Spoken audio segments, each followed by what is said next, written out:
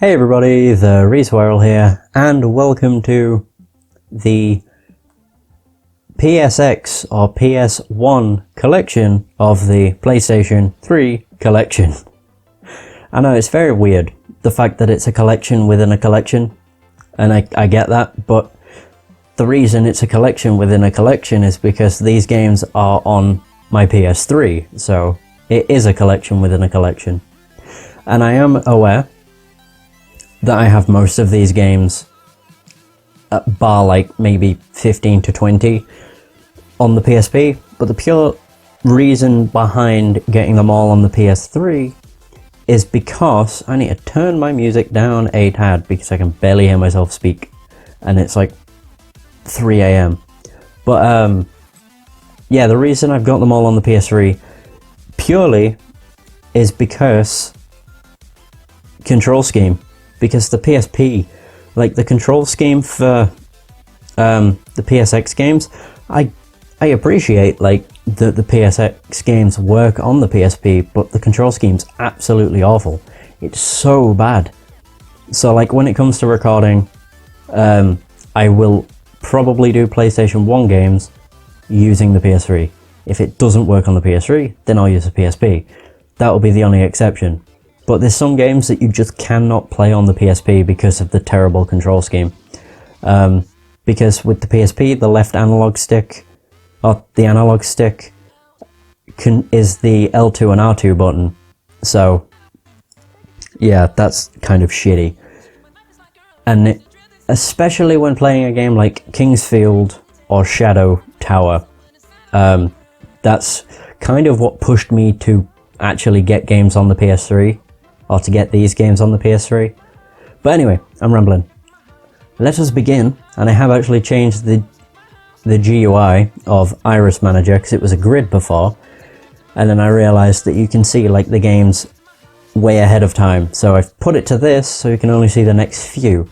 And it's better because the pictures are bigger, so that's always nice. Anyway, first up we have Alone in the I swear to God, I haven't been drinking, but I sound like I have. Jesus. Alone in the Dark, One-Eyed Jack's Revenge.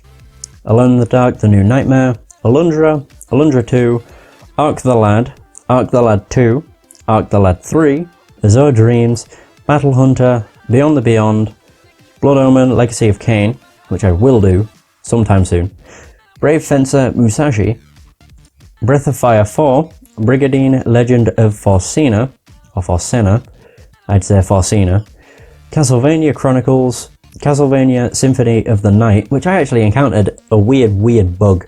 When I was playing it, the people in it had like chipmunk voices, and it turned out it's because I had the wrong version. I think I had the US or the EU version, and it has that issue, like chipmunk voices. It was weird.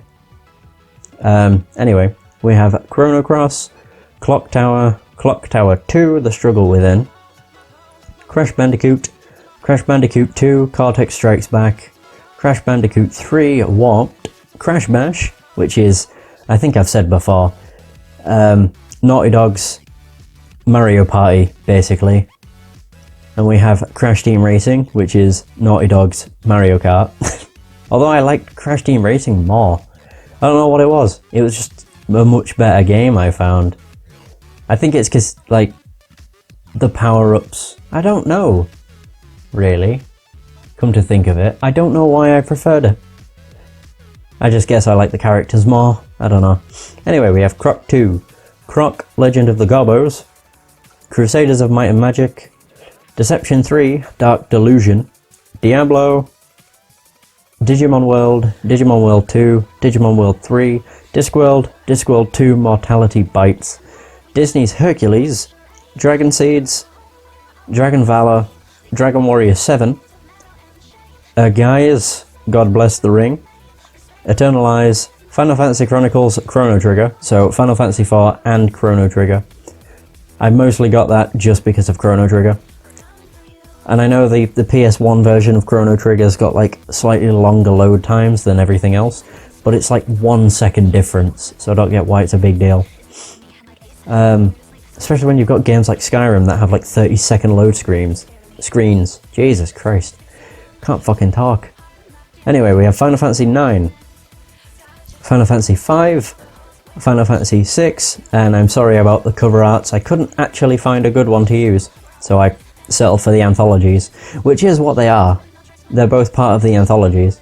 Final Fantasy 7, Final Fantasy 8, Grand Theft Auto, Grand Theft Auto 2, Grandia, Guardians Crusade, Harry Potter and the Sorcerer's Stone, although over here I think it was known as the Philosopher's Stone, Harry Potter and the Chamber of Secrets, Harvest Moon, Back to Nature, Heart of Darkness, Herc's Adventures, In Cold Blood, Jade Cocoon, Legend of Tamamayu?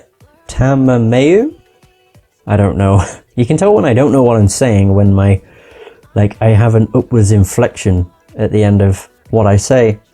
Jersey Devil, Cartier, The Word of Fate, Kingsfield 2, Planoa, Door to Phantom Isle, Kudalka, Land Before Time, Big Water Adventure, The Land Before Time, Return to the Great Valley, Legacy of Kain, Soul Reaver, Legend of Legaia, Legend of Mana, Luna 2, Eternal Blue, Complete, Luna Silver Star Story, Complete, Medieval 2, Medieval 2, Mega Man 8, Mega Man X3, Mega Man X4, Mega Man X5, Mega Man X6, Mickey's Wild Adventure, Monopoly, Monsters Inc. Scream Team, Mortal Kombat Trilogy, Nightmare Creatures 2, Oddworld Abe's Exodus, Oddworld Abe's Odyssey, Pac-Man World, Parasite Eve 2, Pepsi Man, The Running Hero. I just had to get that, it's a brilliant game. It's just hilarious and incredibly cheesy at parts. Populous The Beginning, Quake 2, Rayman 2 The Great Escape, Resident Evil, I don't know why I think I just got director's cut for the case because it was square, because the original's like a big box, kind of similar to like an Xbox 360 case or something. Anyway, Resident Evil 2, Resident Evil 3 Nemesis, Rhapsody, A Musical Adventure, which is essentially the game form of a Disney movie. I've actually played quite a bit of it. It's an incredibly girly game, but it's still really good. It's still really fun and rather funny, and they have like songs that they sing. There's like 5 songs that have been sung so far, and I've only played the game for like 4 hours. Only, he says. Anyway, we have Saga Frontier 2, Shadow Madness, Shadow Tower, and I didn't actually mention, Shadow Tower and Kingsfield are essentially Dark Souls before Dark Souls, or the Souls series before the Souls series was a thing. They're insanely hard games, but it doesn't help that the control scheme's garbage, because these games were made before the analog sticks were brought in, so they had no analog stick support. Anyway, so like to turn and stuff, you use the triggers, so L1, R1, L2, R2. Next we have Silent Bomber, Silent Hill, Spyro the Dragon 2, Ripto's Rage, and I know I dubbed it as Ripto's Rage on my channel, but over here it was known as Gateway to Glimmer, but I just called it Ripto's Rage to avoid confusion, I guess, because, I don't know, some people that might not know it was called Gateway to Glimmer over here may have thought it was a new Spyro game. Spyro Year of the Dragon, Star Ocean, The Second Story, Star Wars Episode 1 Jedi Power Battle, Suikoden 2, Tales of Destiny, Tekken 2, Tekken 3, The Grand Stream Saga, The Legend of Dragoon, Theme Hospital, Theme Park, Thousand Arms, Tom and Jerry House Trap, Tom Clancy's Rainbow Six, Tom Clancy's Rainbow Six Rogue Spear, Tomba 2, The Evil Swine Returns, Torneko, The Last Hope, World of Dragon Warrior, Vagrant Story, Vandal Hearts 2, Vanguard Bandits, Warriors of Might and Magic, Wild Arms 2, Xenogears, and Yu-Gi-Oh! Forbidden Memories. Boosh. And there we have it. That was pretty damn short. Anyway, I'm not going to ramble on here like I did at the end of the PSN Games one. So that's going to be the end of this video. So as always, I hope you've enjoyed. Let me know what you think of the games. And until next time, take care.